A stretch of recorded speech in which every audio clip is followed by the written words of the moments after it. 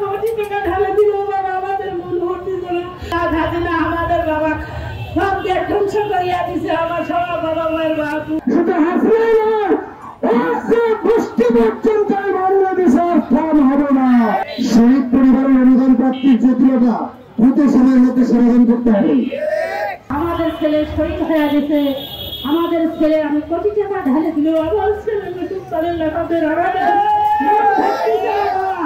আমি তো সবসময় আমাদের ছেলে দিলে আমাদের মন ভর্তিছে না, সবসময় আমাদের নয়ন ঝুলছে বাবা, যন্ত্র বাবার ভিতরে আমি কান্দিতে বাবা। আমার ছেলে ভাই সাথে আর স্বাধীনতা করার যাওয়া ছেলে দুনিয়ায় ছাড়া কিন্তু বাবা, দুনিয়া ঢুকে আমার সন্তানের মতো নাকি কোথায় পাচ্ছি না।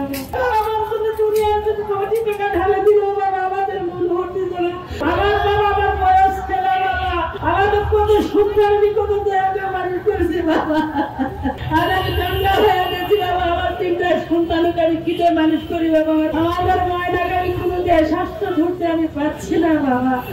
আর হাজিরা আমাদের ফাঁসির হুকুমে আজ হাজিরা আমাদের বাবা সব গেট ধ্বংস করিয়া দিছে। আমার সবার বাবা মায়ের বাবু খালিয়া করিয়া দিয়ে দিতে বাবা। একটা জাতিকে যখন মারা হয়, কোনো মানুষকে যখন হত্যা করা হয়, যখন প্রতিটা জাতিকে মারা হয়, তাই আবু সাইদের রক্ত দিয়েছি, তাহলে আমরা রক্ত দেওয়ার বাংলাদেশ দেশি সরকার দেশ নেত্রী শেখ হাসিনা বাংলার জমিনে শুধু হাসিনাই নয়, গোষ্ঠী পর্যন্ত বাংলাদেশের স্থান হবে না। 100 বছর 1000 বছর আর আওয়ামী লীগ উচ্চারণ করতে দিব না, দিব না। আপনারা আহতদের খোঁজ খবর দেন না, নিহত পরিবারের খোঁজ খবর দেন না। আমাদের উত্তরবঙ্গের সাইনবোর্ড মালিক রোজনারা বেগম, তাই সেও কিন্তু আমাদের কোনো খোঁজ খবর নেই নাই। তার উচিত ছিল আমাদের খোঁজ খবর সবার আগে নেওয়া হয়, কিন্তু তারা কিন্তু নেই নাই। আমরা কেন আহতদের বা নিহতদের অধিকারের জন্য আমরা রাস্তায় নামতে হবে? আমাদের রক্তের উপর দিয়ে সরকার গঠিত হলো, সে আমাদের খোঁজ খবর নেই কেন? টাকা পয়সা অন্য কোনো সমস্যা না, আমাদের চিকিৎসাটা দিক। আজকে আমি যদি সিভিল সার্জন অফিসে যাই, আমাকে বলে মেডিকেল থেকে সাইন নিয়ে আসেন। আজকে মেডিকেলে গেলে অন্য ডক্টর বলে ওই ডক্টরের সাইন নিয়ে আসেন কেন?